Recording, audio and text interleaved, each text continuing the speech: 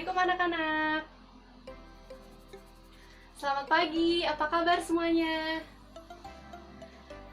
Baik, sebelum kita memulai pembelajaran hari ini, marilah kita berdoa terlebih dahulu menurut agama dan kepercayaannya masing-masing. Berdoa, mulai.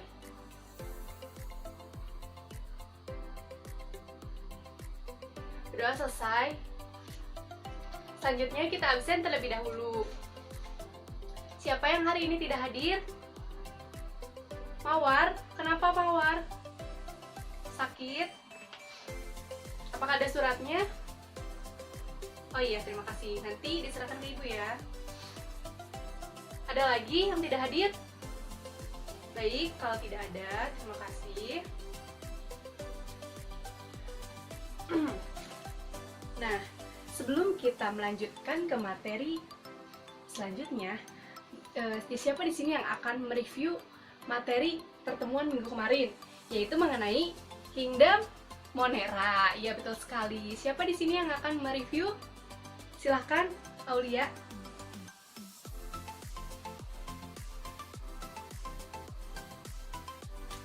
Ya, terima kasih Aulia. Ada lagi yang mau menambahkan? Masih ada yang belum terbahas. Silahkan, Molki.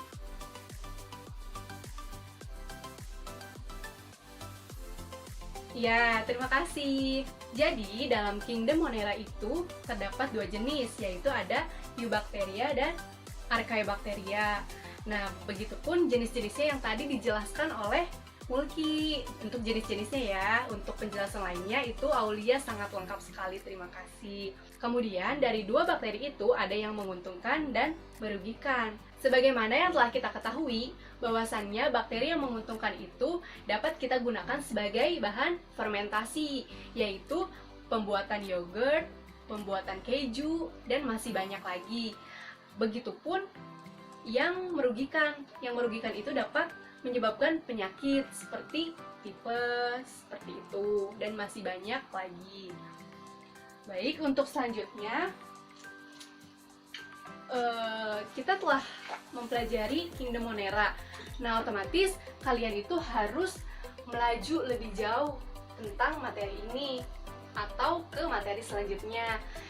Untuk selanjutnya, Ibu rasa pengetahuan dari anak-anak ini sudah cukup luar biasa. Namun kita sebagai manusia itu jangan mudah merasa cukup terhadap sesuatu. Untuk itu kita harus melaju ke materi selanjutnya dan terus mencari pengetahuan apa yang teman-teman belum ketahui. Kita harus selalu merasa lapar terhadap ilmu. Ibu akan menyampaikan tujuan pembelajaran pertemuan ini. Di antaranya, ketika kita telah melaksanakan pembelajaran ini, kalian mampu mengklasifikasikan ciri umum dari protista. Kemudian, kalian mampu menentukan ciri umum protista berdasarkan mirip hewan dan mirip jamur. Nah, sebetulnya ada satu lagi, protista mirip tumbuhan. Namun, karena waktu sepertinya tidak mencukupi untuk satu pertemuan ini, nah kita lanjutkan ke pertemuan selanjutnya untuk membahas tentang protista mirip tumbuhan. Betul sekali. Selanjutnya, kalian mampu mendiskusikan hasil pembelajaran kali ini. Nah, nanti di akhir, ketika Ibu sudah memberikan gambaran, nah Ibu akan bagi ke dalam beberapa kelompok. Kemudian silahkan cari informasi masing-masing dari berbagai sumber. Kemudian nanti kalian bergabung dalam teman-teman kelompoknya dan saling bertukar informasi seperti itu. Supaya apa yang kalian dapatkan itu tidak hanya dalam satu sumber saja, namun dapat dibagikan dengan teman lainnya. Kemudian teman-teman yang lain pun dapat berbagi dengan teman lainnya. Jadi kita harus saling berbagi informasi, karena semakin banyak kita mencari sumber, itu semakin banyak pengetahuan yang kita ketahui, seperti itu. Untuk lebih detailnya, materi yang akan Ibu sampaikan yaitu ada 3. Yang pertama, ciri umum protista. Yang kedua, ciri protista mirip hewan. Dan yang ketiga, ciri protista mirip jamur. Nah, selanjutnya Ibu akan membentuk dalam beberapa kelompok, karena nanti di akhir akan diadakan diskusi.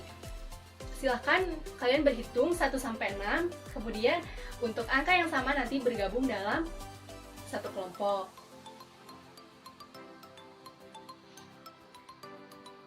Baik, jika sudah, di sini Ibu akan sedikit menjelaskan tentang teknisan atau mekanisme pembelajaran kali ini.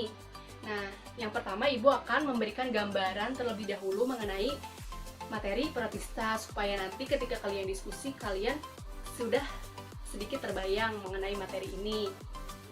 Kemudian nanti untuk perwakilan kelompoknya, mohon ambil lembar kerja yang akan dibahas nanti pada diskusinya. Nah, lalu masing-masing dari kalian silahkan mencari referensi yang sebanyak-banyaknya sebelum nanti kalian bagikan informasi itu dalam teman-teman kelompoknya. Nah, karena kelompoknya sudah terbentuk, silahkan untuk perwakilan kelompok ambil lembar kerja yang akan dibahas. Silahkan ke depan.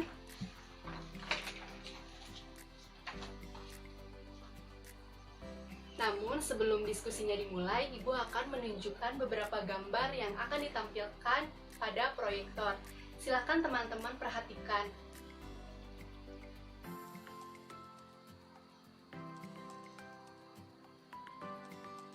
Hal apa yang terpikir di benak kalian ketika kalian baru melihat gambar pada proyektor tadi?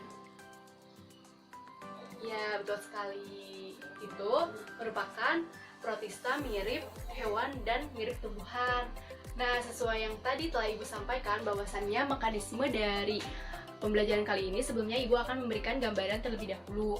Nah, di sini Ibu sudah membuat beberapa contoh media yang mungkin dapat memberikan gambaran nyatanya terhadap kalian bahwa bagaimana sih protista yang mirip hewan itu, bagaimana sih protista yang mirip jamur itu. Nah, di sini Ibu sudah membuat media-medianya, gambar-gambarnya. Nah, yang pertama itu kita bahas dari ciri umum terlebih dahulu. Nah, ciri umum protista itu yang pertama kebanyakan uniseluler. Nah, uniseluler apa? Di sini ada yang tahu? Ya, betul sekali. Di sini merupakan organisme yang bersel satu. Namun, ada juga beberapa dari protista ini yang memiliki sel banyak atau multiseluler. Yang kedua yaitu hidup dalam koloni. Seperti apa sih hidup dalam koloni itu? Maksudnya, jadi protista ini hidupnya selalu berkelompok, berbarengan, bersama-sama, seperti itu. Kemudian yang ketiga, ada autotrof dan heterotrof. Autotrof itu berarti dapat menghasilkan makanan sendiri. Kemudian heterotrof tidak bisa menghasilkan makanan sendiri. Kemudian yang keempat ada hidup bebas atau sebagai parasit. Jadi protista ini hidup bebas namun dapat juga bersimbiosis dengan organisme-organisme lainnya seperti hewan misalnya. Nah, simbiosisnya itu dapat berupa mutualisme, komensalisme, dan parasitisme. Namun kebanyakan itu secara parasitisme. Kemudian yang terakhir yaitu yang kelima, reproduksinya itu aseksual dan seksual. Aseksualnya itu kebanyakan pembelahan biner. Nah, selanjutnya kita langsung ke pembahasan yang kedua yaitu mengenai ciri protista mirip hewan. Yang pertama itu ada Mastigopora atau flagellata. Di sini Ibu telah menyiapkan gambarnya.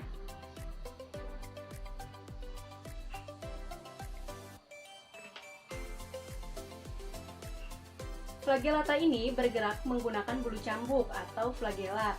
Di antara yang hidup bebas, ada pula yang bersimbiosis dalam tubuh hewan lainnya. Kebanyakan flagellata ini berperan sebagai parasit. Reproduksinya secara aseksual atau pembelahan biner. Contoh spesiesnya itu Trypanosoma gambiens. Kemudian yang kedua itu ada Sarcodina atau Rhizopoda. Ini dia gambarnya. Bergerak menggunakan kaki semu atau Pseudopodia. Hidupnya di air tawar, air laut, atau tempat-tempat basah. Sebagian kecil hidup dalam tubuh hewan.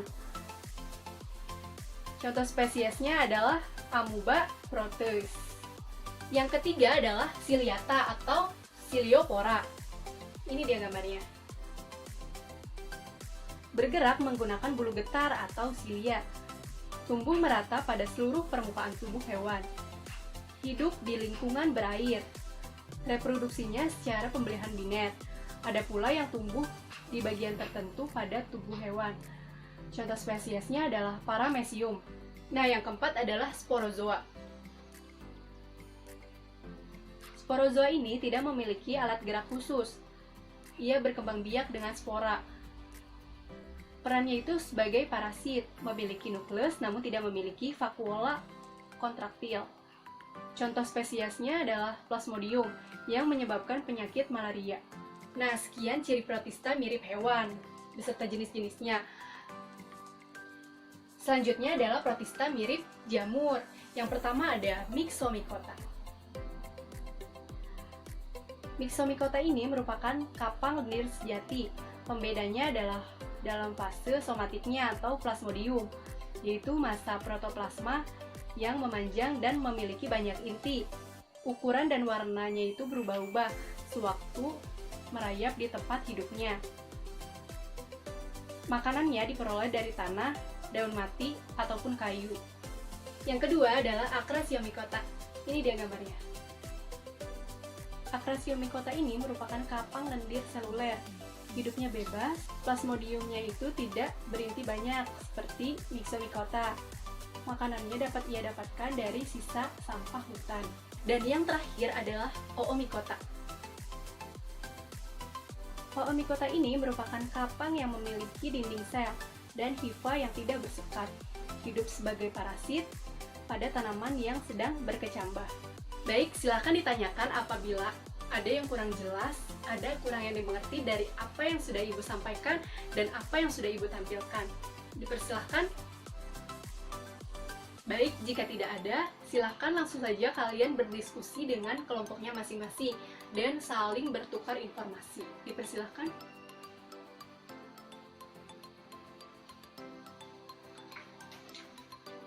Baik, karena waktunya sudah habis, silakan ada kelompok yang akan menyampaikan hasil diskusinya paling awal. Silakan kelompok 5 ke depan dan sampaikan secara sistematis dan jelas.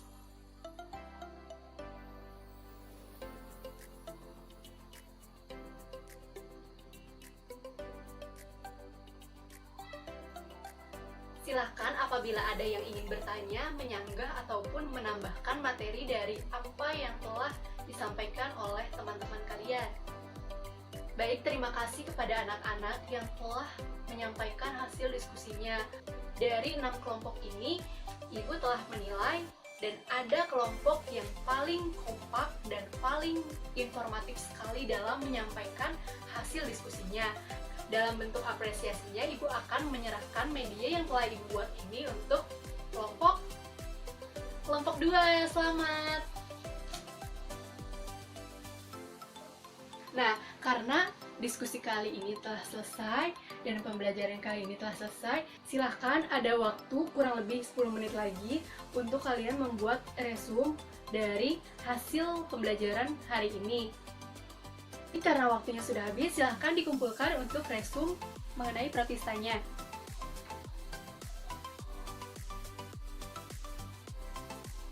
Alhamdulillahirrabbilalamin, pembelajaran kali ini telah selesai. Terima kasih kepada anak-anak yang telah berpartisipasi dalam diskusinya dan aktif dalam pembelajaran kali ini. Untuk tugas di rumah, silahkan kalian membuat mind map mengenai protista mirip tumbuhan, karena itu akan dibahas pada pertemuan selanjutnya supaya kalian sudah ada gambaran ketika kita akan mempelajari materi itu di pertemuan selanjutnya. Terima kasih, mohon maaf apabila ada kesalahan.